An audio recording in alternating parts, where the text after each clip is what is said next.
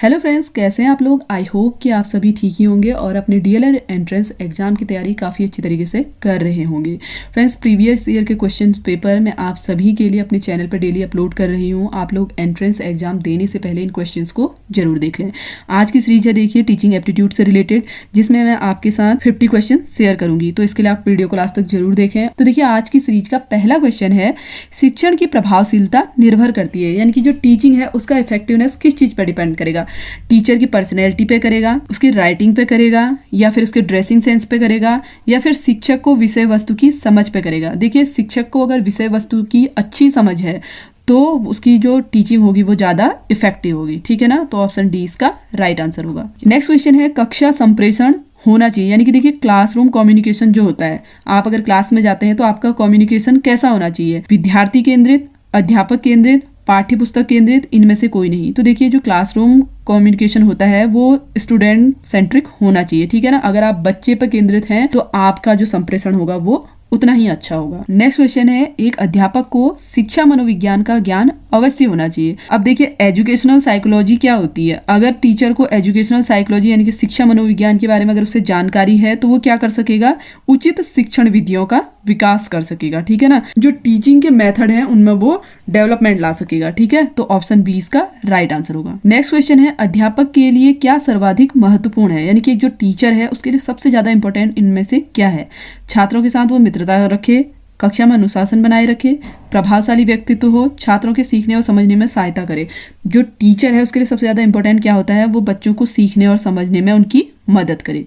Option D इसका right answer होगा। Next question है, प्रायः कहा जाता है कि कोई किसी को पढ़ा नहीं सकता, अतः क्या सही है। अध्यापकों को पढ़ाना नहीं चाहिए, अध्यापन कार्य बहुत कठिन कार्य है, छात्रों को स्वयं पढ़ने सीखने का प्रयास अत्यंत महत्वपूर्ण है, या फिर देखिए इनमें से कोई नहीं। तो देखिए प्रायः ये कहा जाता है, कह रहा है कि कोई किसी को पढ़ा नहीं सकता। तो इसका तात्पर्य है कि छात्रों को स्वयं पढ़ने सीखने का प्रयास अत्यंत महत्वपूर्ण है। देखिए जब बच्चे खुद से पढ़ेंगे, खुद से समझेंगे तो वो उनके लिए ज्यादा इफेक्टिव होगा। ठीक है ना, तो ऑप्शन सी इसका राइट आंसर होगा। नेक्स्ट क्वेश्चन है, विद्यार्थी उस शिक्षक का सम्मान करते हैं। देखिए जो स्टूडेंट हैं वो कैसे शिक्षक का सम्मान करेंगे, यानी कि कैसे टीचर की ज्यादा रिस्पेक्ट करते हैं, जो क्या करें उनको सीखने के लिए प्रेरित करते हैं, बच्चे उनको ज्यादा पसंद करते हैं। ठीक है ना, उन्हीं का वो सम्मान भी करते हैं। तो ऑप्शन ए इसका राइट आंसर होगा। नेक्स्ट क्वेश्चन है, निम्न में कौन सा एक प्रभावशाली शिक्षक का गुण नहीं है। देखिए इसमें पूछा जा रहा है इफेक्टिव टीचर का इनमें से कौन सा गुण नहीं होता है। उत्प्रेरण की क्षमता, आत्मविश्वास, विषय की समझ, कक्षा अनुशासन हेतु बहुत कठोर। तो इसका देखिए राइट आंसर यही है कि कक्षा अनुशासन हेतु बहुत ज्यादा कठोर होना किसी शिक्षक का गुण नहीं होता है। ठीक है, तो ऑप्शन डी इसका राइट आंसर होगा। नेक्स्ट क्वेश्चन है, निम्न में से शिक्षक का कौन सा गुण, देखिए टीचर की कौन सी क्वालिटी है जो उसकी इफेक्टिवनेस को निर्धारित करने वाले पूर्व बोध मानदंड से संबंधित नहीं है। शिक्षण अभियोगिता, ज्ञानात्मक क्षमताएं, कक्षा में प्रभावशाली संप्रेषण, शिक्षण अभिवृत्ति। तो देखिए जो टीचिंग एप्टीट्यूड होता है वो शिक्षक की इफेक्टिवनेस को निर्धारित करने वाले पूर्व बोध मानदंड से संबंधित नहीं होगा। ठीक है, तो ऑप्शन डी इसका राइट आंसर होगा। नेक्स्ट क्वेश्चन है, देखिए एक छात्र गृह कार्य पूरा करके नहीं लाता है तो शिक्षक होने के नाते आप क्या करेंगे। आप एक टीचर हैं, अगर आपके स्टूडेंट होमवर्क करके नहीं ला रहा है तो आप क्या करेंगे, उससे आप कारण पूछेंगे कि उसने होमवर्क क्यों नहीं किया है। ठीक है, ऑप्शन डी इसका राइट आंसर होगा। नेक्स्ट क्वेश्चन है, शिक्षक प्रशिक्षण प्रक्रिया में साइबरनेटिक्स संबंधित है। तो देखिए जो शिक्षक प्रशिक्षण यानी कि टीचिंग ट्रेनिंग जो होती है, टीचर्स को जो ट्रेनिंग दी जाती है, जैसे आप अब डीएलएड करेंगे आपको ट्रेनिंग दी जाएगी, तो उसमें साइबरनेटिक संबंधित है। किस चीज से संबंधित है साइबरनेटिक, ये आपको बताना है। तो ये होता है फीडबैक से रिलेटेड। ठीक है ना, पृष्ठ पोषण से संबंधित होता है साइबरनेटिक। नेक्स्ट क्वेश्चन है, भारतवर्ष में अध्यापक शिक्षा में गुणवत्ता को नियंत्रित करने का उत्तरदायित्व किसका है, यानी कि हमारे देश में टीचर की एजुकेशन क्वालिटी को कंट्रोल कौन करता है, रिस्पॉन्सिबिलिटी किसके पास होती है, ये पूछा जा रहा है। तो ये रिस्पॉन्सिबिलिटी होती है एनसीटीई के पास। ठीक है, तो ऑप्शन बी इसका राइट आंसर होगा। नेक्स्ट क्वेश्चन है, निम्नलिखित में कौन शिक्षण सहायक सामग्री है। तो देखिए टीचिंग हेल्पिंग जो एड है इसमें से आपको बताना है कौन सा है। टेप रिकॉर्डर है, वर्किंग मॉडल है, प्रोजेक्टर है, उपरोक्त तो सभी है। तो देखिए सबसे पहले मैं आपको बता दूं, शिक्षण सहायक सामग्री का मतलब होता है जिससे आप बच्चों को और ज्यादा इफेक्टिव तरीके से पढ़ा सकें। ठीक है ना, जैसे मॉडल होते हैं, प्रोजेक्टर का यूज करते हैं तो बच्चे और ज्यादा कॉन्सेंट्रेट करते हैं क्योंकि उनको क्या आता है, इंटरेस्ट आता है ना। तो इसमें देखिए tape recorder, working model, projector, ये सभी क्या हैं, शिक्षण सहायक सामग्रियां हैं। तो ऑप्शन डी इसका राइट आंसर होगा। नेक्स्ट क्वेश्चन है, निम्नलिखित में कौन सा गुण शिक्षक से अल्पतम संबंधित है। तो देखिए इसमें पूछा जा रहा है, नीचे आपको यहाँ पर कैरेक्टरिस्टिक दिए गए हैं, आपसे कहा जा रहा है कि टीचर से इनमें से कौन सा ऐसा गुण है जो सबसे कम संबंधित है। तो इसमें जो ऑप्शन ए वाला है, ठीक है ना, कॉलेज प्रबंधन का जो आदर है वो टीचर से सबसे कम संबंधित है, ठीक है। तो ऑप्शन ए इसका राइट आंसर होगा। नेक्स्ट क्वेश्चन है, मौलिक आधारभूत ढंग से शिक्षण अधिगम यानी कि टीचिंग लर्निंग प्रोसेस जो है वो कहाँ पूर्ण होती है फंडामेंटली, घर पे, विद्यालय में, समाज में या फिर कक्षा में। तो देखिए फंडामेंटली अगर हम बात करें तो ये कक्षा में होती है, ठीक है ना। तो ऑप्शन डी इसका राइट आंसर होगा। नेक्स्ट क्वेश्चन है, कक्षा में एक शिक्षक को विद्यार्थियों के साथ किस रूप में व्यवहार करना चाहिए। देखिए क्लासरूम में पूछा जा रहा है जो टीचर है उसको बच्चों के साथ किस रूप में व्यवहार करना चाहिए, पिता की तरह करना चाहिए, मित्र की तरह, अभिप्रेरक की तरह या उपयुक्त सभी। तो देखिए जो टीचर होता है उसको एक फादर की तरह भी बिहेव करना चाहिए, एक फ्रेंड की तरह भी, और उसको मोटिवेटर भी होना चाहिए, है ना। जब उसमें सारे ही गुण होंगे तो वो बच्चे को और ज्यादा इफेक्टिव तरीके से समझा पाएगा चीजों को, है ना। तो ऑप्शन डी इसका क्या होगा, राइट आंसर होगा। नेक्स्ट क्वेश्चन है, ऐसे शिक्षक जो विद्यार्थियों के बीच में लोकप्रिय चर्चित होते हैं, यानी कि ऐसे टीचर बताने हैं जो बच्चों के बीच में बहुत ज्यादा पॉपुलर होते हैं। किस कारण से होते हैं टीचर भी पॉपुलर बच्चों के बीच में, जो उनकी समस्याओं के समाधान में उनकी सहायता करते हैं, है ना। जब बच्चों को क्या करेंगे टीचर, हेल्प करेंगे, उनकी प्रॉब्लम्स को सॉल्व करेंगे तो बच्चे उनको और ज्यादा क्या करेंगे, पसंद करेंगे। तो ऑप्शन डी इसका राइट आंसर होगा। नेक्स्ट क्वेश्चन है, प्रभावशाली कक्षा वातावरण का तत्व सार है। देखिए इफेक्टिव क्लासरूम का एनवायरनमेंट किस चीज पर निर्भर करेगा, ज्यादा शिक्षण सहायक सामग्री पे, कठोर अनुशासन पे, पूर्ण निस्तब्धता पे, शिक्षक छात्र जीवंत अंतः प्रक्रिया पे।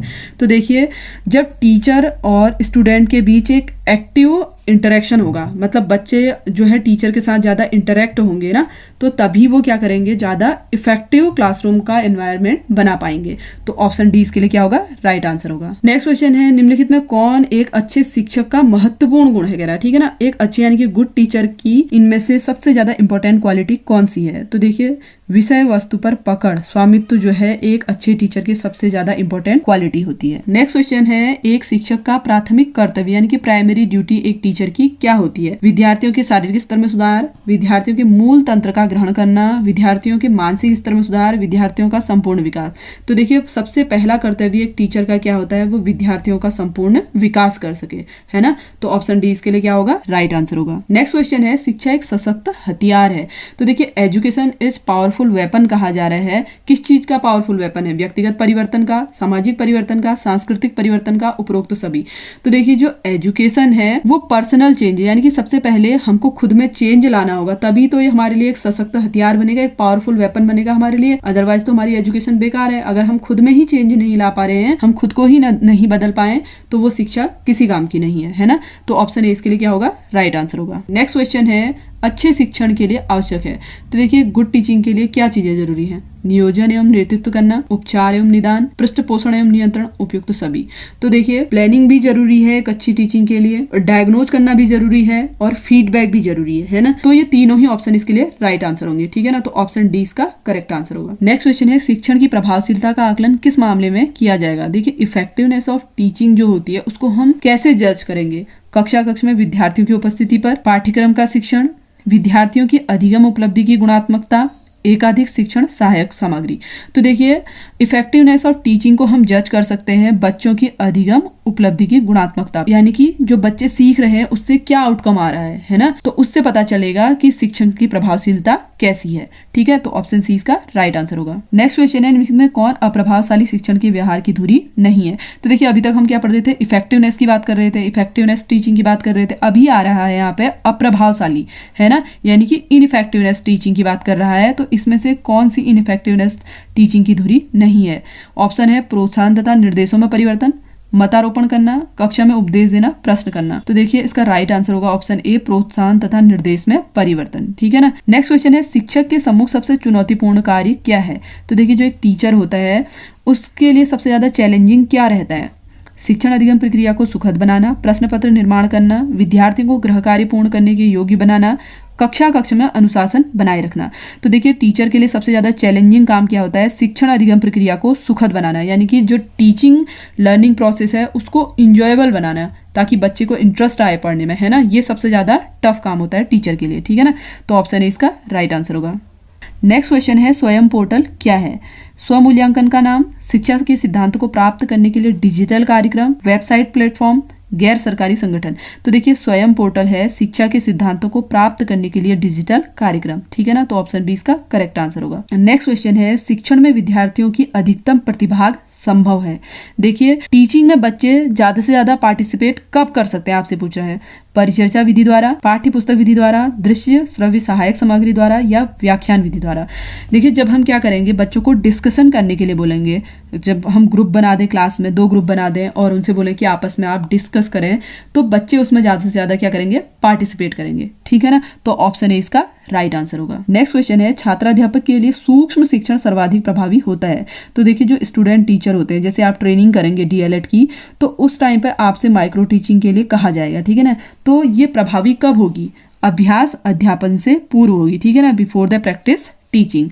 तो इसके लिए जो ऑप्शन बी होगा राइट आंसर होगा। नेक्स्ट क्वेश्चन है, प्राथमिक विद्यालय स्तर पर शिक्षण के लिए महिला शिक्षिकाओं को वरीयता दी जानी चाहिए, क्योंकि वे क्यों दी जानी चाहिए महिला शिक्षिकाओं को वरीयता, क्योंकि बच्चों के साथ प्रेम और स्नेह से व्यवहार कर सकती हैं। ठीक है ना, तो ऑप्शन डी क्या होगा इसके लिए राइट आंसर होगा। नेक्स्ट क्वेश्चन है, एक अच्छा शिक्षक शिक्षण के दौरान दृश्य सहायक सामग्री का उपयोग करते हैं अध्ययन को रोचक प्रभावशाली बनाने के लिए, त्वरित बनाने के लिए, कठोर बनाने के लिए, उपयुक्त में से सभी। तो देखिए, एक जो अच्छा टीचर है वो विजुअल एड का यूज करता है टीचिंग के दौरान, इसलिए करता है ताकि क्या हो, रोचक एवं प्रभावशाली बना सके शिक्षण को। ठीक है ना, तो ऑप्शन ए इसका राइट आंसर होगा। नेक्स्ट क्वेश्चन है, शिक्षण की अंतः क्रियात्मक अवस्था में मुख्य संक्रिया होती है, निदान की, क्रिया प्रतिक्रिया की, पुनर्बलन की, उपरोक्त सभी।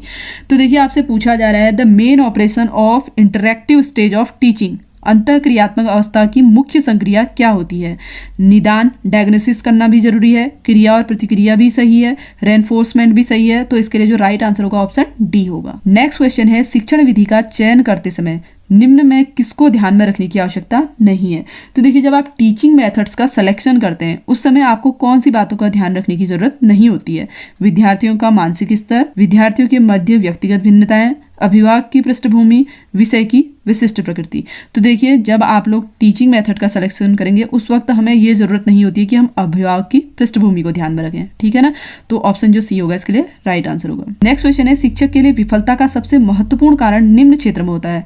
किस क्षेत्र में होता है, शाब्दिक क्षमता, अंतर व्यक्तिगत संबंध, विषय के ज्ञान पर पकड़ में कमी, विद्यार्थियों से सख्त व्यवहार। तो देखिए, विषय के ज्ञान पर पकड़ में कमी होगी तो उसका विफलता का कारण जरूर बनेगा। ठीक है ना, तो ऑप्शन सी होगा इसका राइट आंसर। नेक्स्ट क्वेश्चन है, एक सफल शिक्षक वह है। सफल शिक्षक का मतलब है, देखिए, सक्सेसफुल टीचर कौन होगा, जो शांत एवं प्रतिक्रियाशील होगा, निष्क्रिय एवं सक्रिय होगा, सहनशील और प्रभुत्वपूर्ण होगा, दयालु और अनुशासक होगा। तो देखिए, इसका जो राइट आंसर है वो होगा दयालु और अनुशासक, यानी कि दया भी होनी चाहिए, डिसिप्लिन भी उसको होना चाहिए, तभी तो वो कंट्रोल कर पाएगा ना बच्चों को। तो ऑप्शन डी क्या होगा इसका राइट आंसर होगा। नेक्स्ट क्वेश्चन है, निम्नलिखित में कौन सा शिक्षक की भूमिका का सबसे अच्छा वर्णन करता है, यानी कि एक टीचर के रोल का सबसे अच्छा वर्णन इनमें से कौन करता है। एक शिक्षक को निर्धारित पाठ्यपुस्तक का पालन करना चाहिए, पाठ्यक्रम को समय पर पूरा करना है, कक्षा में अनुशासन बनाए रखना है, आराम के लिए जगह बनाना जहां बच्चे संवाद और पूछताछ के माध्यम से सीखते हैं। तो देखिए, इसमें जो ऑप्शन डी है इसका राइट आंसर होगा आराम के लिए जगह बनाना जहां बच्चे संवाद और पूछताछ के माध्यम से सीखते हैं। नेक्स्ट क्वेश्चन है, निम्न में कौन सा प्रश्न बच्चों को गंभीर रूप से सोचने के लिए आमंत्रित करता है। सही जवाब क्या है, क्या आप इसी तरह की स्थिति के बारे में सोच सकते हैं, विभिन्न तरीकों से हम कैसे इसे हल करेंगे, क्या आप इसका उत्तर जानते हैं। तो देखिए, बच्चों को गंभीरता से सोचने के लिए जो मजबूर करेगा, देखिए विभिन्न तरीकों से हम इसे कैसे हल करेंगे, क्योंकि क्या होता है, एक तरीका तो हमने उनको बता दिया, अब बाकी तरीके हम बोलेंगे, कोई एक बच्चा बता देगा एक और तरीका, फिर से हम बोलेंगे कि और तरीके बताओ, तो बच्चे क्या करेंगे, इसमें ज्यादा सोचने के लिए मजबूर हो जाएंगे, है ना, तो वो क्या हो जाएंगे, ज्यादा गंभीर हो जाएंगे। तो ऑप्शन सी इसका राइट आंसर होगा। नेक्स्ट क्वेश्चन है, शिक्षण सूत्र है, ज्ञात से अज्ञात की ओर, सरल से कठिन की ओर, अप्रत्यक्ष से प्रत्यक्ष की ओर, ए और बी दोनों। तो देखिए, जो मैक्सिम्स ऑफ टीचिंग होता है ना, वो नोन टू अननोन भी होता है, सिंपल टू कॉम्प्लेक्स भी होता है। यानी कि आपको अगर हम फॉर्मूला दे दें, फॉर्मूले से आप क्वेश्चंस को सॉल्व कर लेंगे, लेकिन आपको वो फॉर्मूला कैसे आया ये पता नहीं है, तो उसे हम बोलेंगे ज्ञात से अज्ञात की ओर। ठीक है, सरल से कठिन की ओर मतलब आपको पहले क्या होता है, स्टेप टू स्टेप क्वेश्चन दिए जाते हैं, जैसे पहले इजी क्वेश्चन देगा, फिर उसके बाद उसके लेवल को बढ़ा देगा। ठीक है ना, तो उसे हम बोलेंगे सिंपल टू हार्ड, यानी कि सिंपल टू कॉम्प्लेक्स। ठीक है ना, तो जो मैक्सिम्स ऑफ टीचिंग होते हैं वो ज्ञात से अज्ञात की ओर भी होते हैं, सरल से कठिन की ओर भी होते हैं। तो ऑप्शन ए और बी इसका राइट आंसर होगा। नेक्स्ट क्वेश्चन है, शिक्षण का स्तर नहीं है। तो देखिए, इसमें पूछा जा रहा है टीचिंग का लेवल इनमें से कौन सा नहीं होगा, स्मृति स्तर, वर्णन स्तर, बोध स्तर या फिर चिंतन स्तर। तो देखिए, टीचिंग का स्तर जो इसमें नहीं होगा वो है वर्णन स्तर। ठीक है, तो ऑप्शन बी इसका राइट आंसर होगा। नेक्स्ट क्वेश्चन है, निम्न में से अध्यापन अधिगम का सबसे प्रभावशाली माध्यम कौन सा है? तो देखिए आपसे पूछा जा रहा है टीचिंग लर्निंग का सबसे इफेक्टिव मीडियम इनमें से कौन सा है? बिना विश्लेषण के अवलोकन करना, अनुकरण, नकल और दोहराना, विषय वस्तु को यंत्रवत याद करना, संकल्पनाओं के बीच संबंध खोजना।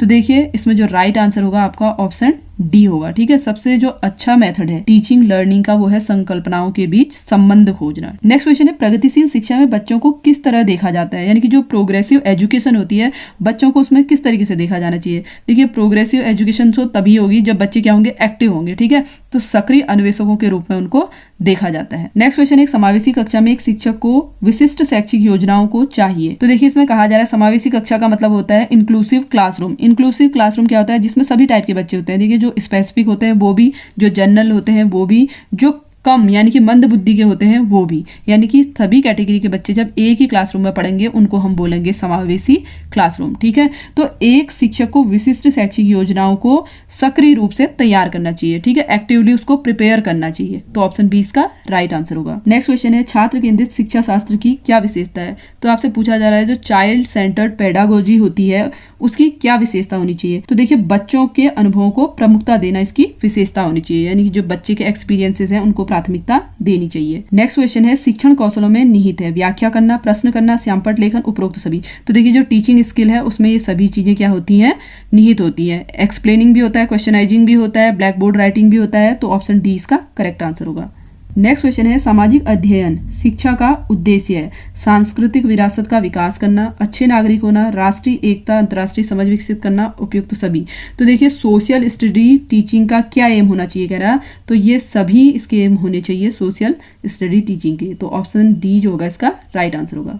नेक्स्ट क्वेश्चन है, शिक्षक को चाहिए कि यह संप्रेषित करे कि वह कक्षा कक्ष में सभी संस्कृतियों का सम्मान करते हों और उनको महत्व देते हों। ऑप्शन डी इसका राइट आंसर होगा। नेक्स्ट क्वेश्चन है, बच्चों को कक्षा कक्ष में प्रश्न, अब देखिए जो बच्चे हैं क्लासरूम में उनको प्रश्न पूछने चाहिए, उनको पूछने से रोकना चाहिए, पूछने की अनुमति नहीं देनी चाहिए या पूछने पर हतोत्साहित करना चाहिए। तो देखिए बच्चों को हमें क्लासरूम में प्रश्न पूछने के लिए प्रेरित करना चाहिए। तो ऑप्शन ए इसका राइट आंसर होगा। नेक्स्ट क्वेश्चन है, वर्तमान समय में शिक्षण अधिगम प्रक्रिया को अधिक प्रभावशाली बनाया जा सकता है। तो देखिए जो टीचिंग लर्निंग प्रोसेस है उसको और ज्यादा इफेक्टिव कैसे बनाया जा सकता है? तो देखिए टेक्नोलॉजी का प्रयोग करके, पारंपरिक संसाधनों का प्रयोग करके, अनिवार्य शिक्षा द्वारा, आर्थिक विकास द्वारा। तो देखिए जो नई तकनीकी होती हैं यानी कि जो नई टेक्नोलॉजी है उसके द्वारा हम टीचिंग को और ज्यादा इफेक्टिव बना सकते हैं। तो ऑप्शन ए इसका राइट आंसर होगा। नेक्स्ट क्वेश्चन है, एक शिक्षक छात्रों को उनकी शैक्षिक समस्याओं के लिए निदान के लिए परामर्श प्रदान करता है। समस्या मुख्यतः संबंधित है सामाजिक समस्याओं से, शैक्षिक समस्याओं से, व्यावसायिक समस्याओं से, धार्मिक समस्याओं से। तो देखिए इसका राइट आंसर होगा शैक्षिक समस्याओं से। ऑप्शन बी इसका करेक्ट आंसर होगा। नेक्स्ट क्वेश्चन है, निम्न में कौन सी विधि कक्षा शिक्षण में जनतांत्रिक शिक्षण नीति नहीं है? ऑप्शन है अन्वेषण विधि, व्याख्यान विधि, योजना विधि या मस्तिष्क उद्वेलन। तो इसका राइट आंसर होगा अन्वेषण विधि, ह्यूरिस्टिक मेथड बोलते हैं इसे। ठीक है, ऑप्शन इसका करेक्ट आंसर होगा। नेक्स्ट क्वेश्चन है, एक छात्र पढ़ रहा है, उसका नाम लेकर किसी ने बुलाया, निम्न में किस संवेदना द्वारा वह अपनी अनुक्रिया प्रकट करेगा? यानी कि वो कौन से सेंस से अपना रिस्पॉन्स देगा? दृष्टि संवेदना द्वारा, स्पर्श संवेदना द्वारा, ध्वनि संवेदना द्वारा, उपयुक्त सभी। तो देखिए बच्चे ने सुना है, ठीक है ना, उसने सुना तो वो क्या करेगा, ध्वनि संवेदना द्वारा ही अनुक्रिया प्रकट करेगा, यानी कि ऑडिटरी सेंसेशन द्वारा वो रिस्पॉन्स देगा। ऑप्शन सी इसका राइट आंसर होगा।